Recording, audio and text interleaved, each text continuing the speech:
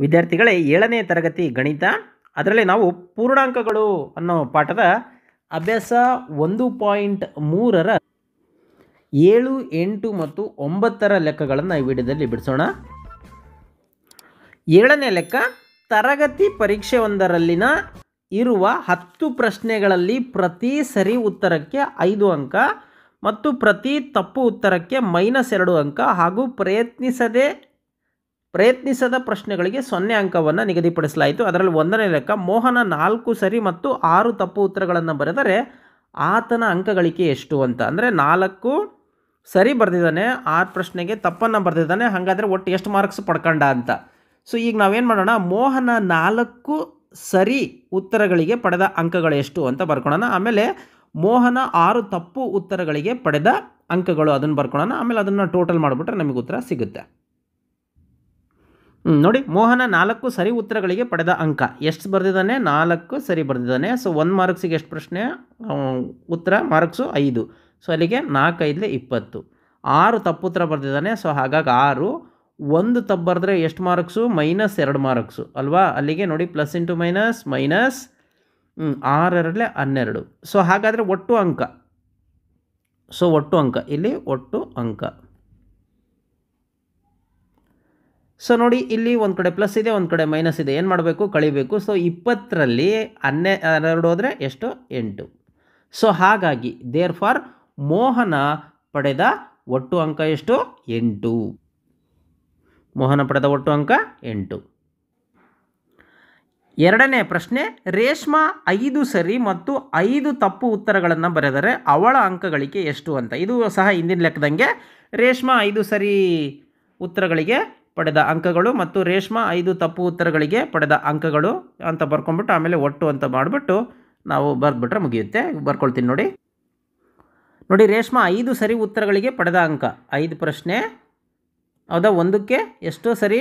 5. 1 ಮಾರ್ಕ್ಸಿಗೆ 5 marks, ಅಂದರೆ 1 ಸರಿ ಬರೆದ್ರೆ 5 ಮಾರ್ಕ್ಸ್. ಅಲ್ಲಿಗೆ 5 5 25. ಸೊ 5 ತಪ್ಪು ಬರೆದಿದ್ದಾಳೆ. 1 ತಪ್ಪಿದ್ರೆ ಎಷ್ಟು? -2. ಸೊ ಅಲ್ಲಿಗೆ plus into minus minus 5 2 10 marks. So total ಎಷ್ಟು? ಒಟ್ಟು ಅಂಕ ಇಲ್ಲೇನಿದೆ, ಒಂದು ಕಡೆ ಪ್ಲಸ್ ಇದೆ, ಒಂದು ಕಡೆ ಮೈನಸ್ ಇದೆ. ಸೊ 25ರಲ್ಲಿ 10 ಹೋದರೆ ಎಷ್ಟು? 15. ಎಂಥ 15? ಪ್ಲಸ್ 15.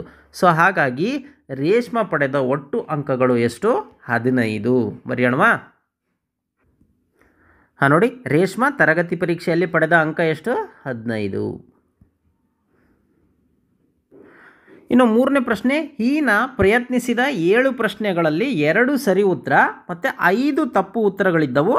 ಅವಳ ಅಂಕಗಳಿಕೆ ಎಷ್ಟು? ಇರೋ 10 ಪ್ರಶ್ನೆಯಲ್ಲಿ ಎಷ್ಟು?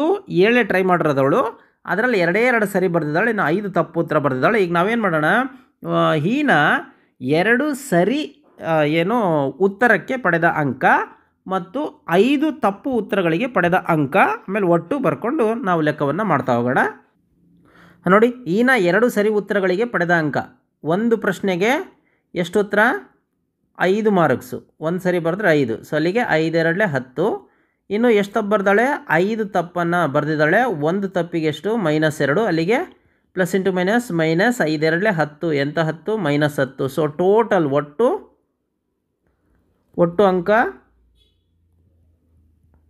ಒಟ್ಟು ಅಂಕಗಳು ನೋಡಿ, ಇಲ್ಲಿ ಪ್ಲಸ್ ಇದೆ, ಇಲ್ಲಿ ಮೈನಸ್ ಇದೆ. ಸೊ 10ರಲ್ಲಿ 10 ಹೋದರೆ 0. ಸೊ ಹಾಗಾಗಿ ಈನ ತರಗತಿ ಪರೀಕ್ಷೆಯಲ್ಲಿ ಪಡೆದ ಅಂಕಗಳೆಷ್ಟು? 0.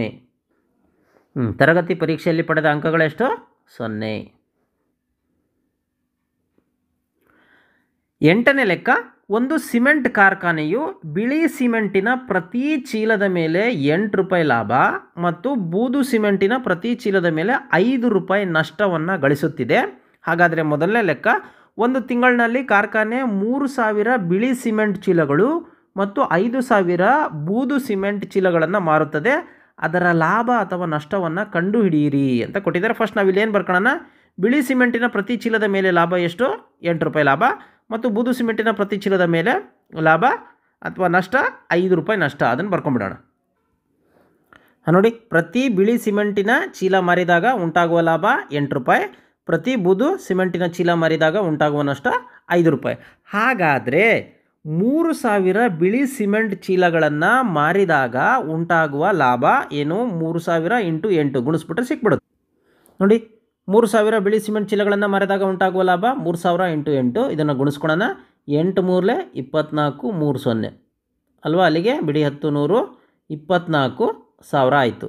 ಹಾಗಾದರೆ 3000 ಬಿಳಿ ಸಿಮೆಂಟ್ ಚೀಲಗಳನ್ನು ಮಾರಿದಾಗ ಎಷ್ಟು ಲಾಭ ಆಯಿತು? 24,000 ಆಯಿತು. ಈಗ ಇನ್ನೊಂದು ಕೊಟ್ಟಿದ್ದಾರೆ, ಏನು? ಅದೇ ರೀತಿ 5,000 ಬೂದು ಸಿಮೆಂಟ್ ಚೀಲಗಳನ್ನು ಮಾರಿದಾಗ ಉಂಟಾಗುವ ನಷ್ಟ ಎಷ್ಟು? ಅದನ್ನು ಬರ್ಕೊಂಬಿಡೋಣ. 5,000 ಬೂದು ಸಿಮೆಂಟ್ ಚೀಲಗಳನ್ನು ಮಾರಿದಾಗ ಉಂಟಾಗುವ ನಷ್ಟ ಎಷ್ಟು? 5,000 ಇಂಟು ಎಷ್ಟು ನಷ್ಟ ಆಗುತ್ತೆ? ಒಂದು ಚೀಲಕ್ಕೆ 5 ರೂಪಾಯಿ. ಸೊ ಅಲ್ಲಿಗೆ 5 5 25, ಹೌದಾ? 3 0 ಅಲ್ಲಿಗೆ 25,000 ರೂ ಆಗುತ್ತೆ. ಈಗ ಲಾಭ ದೊಡ್ಡದಿದೆಯೋ ನಷ್ಟ ದೊಡ್ಡದಿದೆಯೋ? ಸೊ ನೋಡಿ, ಯಾವುದು? ಇಲ್ಲಿ 24,000 ಲಾಭ, 25,000 ನಷ್ಟ. ಸೊ ಹಾಗಾಗಿ ಇಲ್ಲಿ ನಷ್ಟ ದೊಡ್ಡದಿದೆ. ಸೊ ನಷ್ಟ ದೊಡ್ಡದು ಲಾಭಕ್ಕಿಂತ. ಸೊ ಹಾಗಾಗಿ ಅದಕ್ಕೇನಾಯಿತು? ಒಂದು ಕಾರ್ಖಾನೆಗೆ ನಷ್ಟ ಉಂಟಾಯಿತು ಅಂತ ಬರೆದ್ಬಿಟ್ರೆ ಮುಗಿಯಿತು. ನೋಡಿ, ಒಂದು ತಿಂಗಳಿನಲ್ಲಿ ಸಿಮೆಂಟ್ ಚೀಲಗಳನ್ನು ಮಾರೋದ್ರಿಂದ ಕಾರ್ಖಾನೆಗೆ ಆದ ನಷ್ಟ ಎಷ್ಟು? ನಷ್ಟದಲ್ಲಿ ಲಾಭವನ್ನು ಕಳಿಬೇಕು ನಾವು, ಯಾಕಂದರೆ ದೊಡ್ಡದಿರೋದು ನಷ್ಟ. ಸೊ ಹಾಗಾಗಿ ನಷ್ಟ ಎಷ್ಟಿದೆ? 25,000 ಇದೆ, ಕರೆಕ್ಟಾ? ಮೈನಸ್ ಲಾಭ ಎಷ್ಟಿದೆ? 24,000 ಇದೆ. 25,000ರಲ್ಲಿ 24,000 ಹೋದರೆ 1,000. ಸೊ ಹಾಗಾಗಿ ಟೋಟಲ್ ಆ ಕಂಪ್ನಿಗೆ ಆ ತಿಂಗಳಲ್ಲಿ ಎಷ್ಟು ಲಾಭ ಉಂಟಾಯಿತು? ಕಾರ್ಖಾನೆಗೆ 1,000 ನಷ್ಟ ಉಂಟಾಯಿತು. ಲಾಭ ಅಲ್ಲ, ನಷ್ಟ ಉಂಟಾಯಿತು. ಸೊ ನಷ್ಟ ಎಷ್ಟು? 1,000 ರೂಪಾಯಿ ನಷ್ಟ ಒಂದು ತಿಂಗಳಲ್ಲಿ ಆಯಿತು ಅಂತ. ಈಗ ಬಿ ಲೆಕ್ಕ, 6,400 ಬೂದು ಸಿಮೆಂಟ್ ಚೀಲಗಳನ್ನು ಮಾರಿದ್ರೆ ಲಾಭ ಅಥವಾ ನಷ್ಟ ಆಗದಂತೆ ಮಾರಬೇಕಾದ ಬಿಳಿ ಸಿಮೆಂಟ್ ಚೀಲಗಳ ಸಂಖ್ಯೆ ಎಷ್ಟು ಅಂತ. ಅಂದರೆ ಲಾಭನೂ ಆಗಬಾರ್ದು, ನಷ್ಟನೂ ಆಗಬಾರ್ದು. ಸೇಮ್ ಬೂದು ಸಿಮೆಂಟ್ ಚೀಲನೂ ಮಾರಿದ್ದಾರೆ, ಮತ್ತು ಅದೇ ರೀತಿ ವೈಟ್ ಸಿಮೆಂಟ್ ಚೀಲನೂ ಮಾರಿದ್ದಾರೆ. ಅದರ ಲಾಭನೂ ಆಗಿಲ್ಲ, ನಷ್ಟನೂ ಆಗಿಲ್ಲ. ಹಾಗಾದರೆ ಎಷ್ಟು ಬಿಳಿ ಸಿಮೆಂಟ್ ಚೀಲಗಳನ್ನು ಮಾರಬೇಕು ಅಂತ ಕೇಳಿದ್ದಾರೆ. ಈಗ ಏನು ಮಾಡಬೇಕು? ಲಾಭ ಅಥವಾ ನಷ್ಟ ಆಗದಂತೆ ಮಾರಬೇಕಾದ ಬಿಳಿ ಸಿಮೆಂಟ್ ಚೀಲಗಳ ಸಂಖ್ಯೆ ಗೊತ್ತಿಲ್ಲ, ಅದನ್ನು ನಾವು ಎಕ್ಸ್ ಅಂತ ತೆಗೆದುಕೊಂಡ್ಬಿಡೋಣ. ಬರ್ಕೊಳ್ತೀನಿ ನೋಡಿ, ಸಿಮೆಂಟ್ ಚೀಲಗಳ ಸಂಖ್ಯೆ ಎಕ್ಸ್ ಆಗಿರಲಿ ಅಂತ ತೆಗೆದುಕೊಂಡ್ಬಿಡೋಣ. ಈಗ ನಮ್ಮ ಸಮೀಕರಣದ ಪ್ರಕಾರ ಏನಾಗಬೇಕು ಹೇಳ್ರಿ? ಅಂದರೆ ಸಮೀಕರಣದ ಪ್ರಕಾರ ಲಾಭ ಈಸ್ ಈಕ್ವಲ್ ಟು ನಷ್ಟ ಆಗಬೇಕು, ಅಥವಾ ನಷ್ಟ ಈಸ್ ಈಕ್ವಲ್ ಟು ಲಾಭ ಆಗಬೇಕು. ಸಮೀಕರಣದ ಪ್ರಕಾರ ನಷ್ಟ ಈಸ್ ಈಕ್ವಲ್ ಟು ಲಾಭ ಆಗಬೇಕು. ಈಗ ನಷ್ಟ ಯಾವಾಗುತ್ತೆ ಹೇಳ್ರಿ? 6,400, ಹೌದಾ, ಇಂಟು ಪ್ರತಿ ಚೀಲಕ್ಕೆ ಎಷ್ಟು ನಷ್ಟ ಉಂಟಾಗುತ್ತೆ? ಪ್ರತಿ ಚೀಲಕ್ಕೆ 5 ರೂಪಾಯಿ ನಷ್ಟ ಉಂಟಾಗುತ್ತೆ, ಹೌದಾ? ಈಸ್ ಈಕ್ವಲ್ ಟು ಇದು ನಷ್ಟ ಆದಾಗ, ಯಾಕಂದರೆ ಇದು ಬೂದು ಸಿಮೆಂಟ್ ಚೀಲ ಮಾರಿದಾಗ. ಇನ್ನು ಲಾಭ ಯಾವಾಗುತ್ತೆ? ಬಿಳಿ ಸಿಮೆಂಟ್ ಚೀಲ ಮಾರಿದಾಗ. ಬಿಳಿ ಸಿಮೆಂಟ್ ಚೀಲಕ್ಕೆ ಎಷ್ಟು ಲಾಭ ಆಗುತ್ತೆ? 8 ರೂಪಾಯಿ ಲಾಭ ಆಗುತ್ತೆ. ಎಷ್ಟು ಚೀಲಗಳ ಸಂಖ್ಯೆ ಅದು ಗೊತ್ತಿಲ್ಲ, ಅದನ್ನೇ ಕಂಡುಹಿಡಿಬೇಕು. ಅದನ್ನು ಎಕ್ಸ್ ಅಂತ ತೆಗೆದುಕೊಂಡಿದ್ದೀವಿ. ಸೊ ಈಗ ಎರಡನ್ನು ನಾವು ಒರೆ ಗುಣಾಕಾರ ಮಾಡಿದ್ರೆ ಲೆಕ್ಕ ಸಿಕ್ಬಿಡುತ್ತೆ. ನೋಡಿರಿ, 6,400 into 5 divided by 8 into X. ಈಗ ನೋಡಿರಿ, 8ರಿಂದ ನಾನು ಗುಣಿಸ್ತೀನಿ. 8 1 8 8 64, ಅಲ್ಲಿಗೆ ಏನು ಬಂತು? 800 into 5 is equal to x, ಅಥವಾ ಎಕ್ಸ್ ಇಸ್ ಈಕ್ವಲ್ ಟು 8 5 40, ಅಲ್ಲಿಗೆ ಇನ್ನೂ 2 0 4,000 ಅಂದರೆ. ಸೊ ಹಾಗಾಗಿ ಎಕ್ಸ್ ಅಂತಂದ್ರೇನು? ಬಿಳಿ ಸಿಮೆಂಟ್ ಚೀಲಗಳ ಸಂಖ್ಯೆ. ಹಾಗಾದರೆ ಎಷ್ಟು ಬಿಳಿ ಸಿಮೆಂಟ್ ಚೀಲಗಳನ್ನು ಮಾರಬೇಕು? 4,000 ಬಿಳಿ ಸಿಮೆಂಟ್ ಚೀಲಗಳನ್ನು ಮಾರಿದ್ರೆ ಅವನು 6,400 ಬೂದು ಸಿಮೆಂಟ್ ಚೀಲಗಳನ್ನು ಏನು ಮಾರಿರ್ತಾನೆ ಅದ್ರ ಲಾಭ ಮತ್ತು ನಷ್ಟ ಸೇಮ್ ಆಗುತ್ತೆ ಅಂತ. ಹಾಗಾದರೆ ಸೆಂಟೆನ್ಸಲ್ಲಿ ಬರೆದ್ಬಿಡ, ಲಾಭ ಅಥವಾ ನಷ್ಟ ಆಗದಂತೆ ಮಾರಬೇಕಾದ ಬಿಳಿ ಸಿಮೆಂಟ್ ಚೀಲಗಳ ಸಂಖ್ಯೆ ಎಷ್ಟು? 4,000.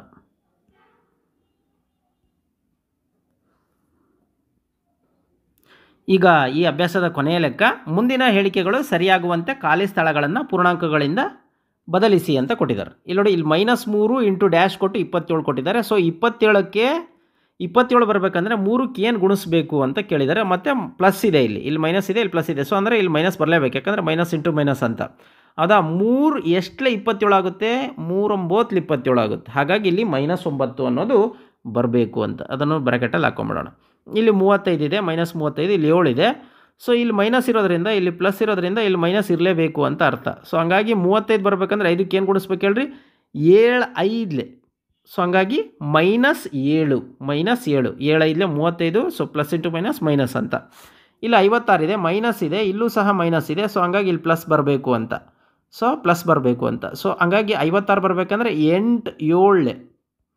ಸೊ 8 7 56. ಇಲ್ಲಿ ಮೈನಸ್ ಇದೆ, ಇಲ್ಲಿ ಪ್ಲಸ್ ಇದ್ದರೆ ನಡೆಯುತ್ತೆ, ಆಗ್ತಿದ್ರು ನಡೆಯುತ್ತೆ. 7 8 56. ಸೊ ಅಲ್ಲಿಗೆ -56. ಸೊ ಇಲ್ಲಿ 12 ಇದೆ, ಇಲ್ಲಿ ಸಹ ಇಲ್ಲಿ ಏನಿದೆ? ಸೊ ಪ್ಲಸ್ ಇದೆ. ಸೊ ಹಾಗಾಗಿ ಇಲ್ಲಿ ಮೈನಸ್ ಬರಬೇಕು. ನೋಡಿ, ನಮಗೆ ಗೊತ್ತಿದೆ 12 12 144. ವರ್ಗ ಸಂಖ್ಯೆ ಗಟ್ ಮಾಡಿದ್ದೀರಿ. 12 12 144. ಹಂಗಾಗಿ ಅದಕ್ಕಿಂತ ಒಂದು ಕಮ್ಮಿ ಅಂದರೆ 11. ಯಾಕೆ ಅಂದರೆ 12 ಹತ್ತಲೆ 120, ಹೌದಾ? 12 ಹತ್ತಲೆ 120, 11 ಗುಣಿಸ್ಬಿಟ್ರೆ ಸರಿ ಹೋಗುತ್ತೆ. ಅಲ್ಲಿಗೆ -11 × 12 ಗುಣಿಸಿದ್ರೆ ಅಲ್ಲಿಗೆ +132 ಆಗತ್ತೆ.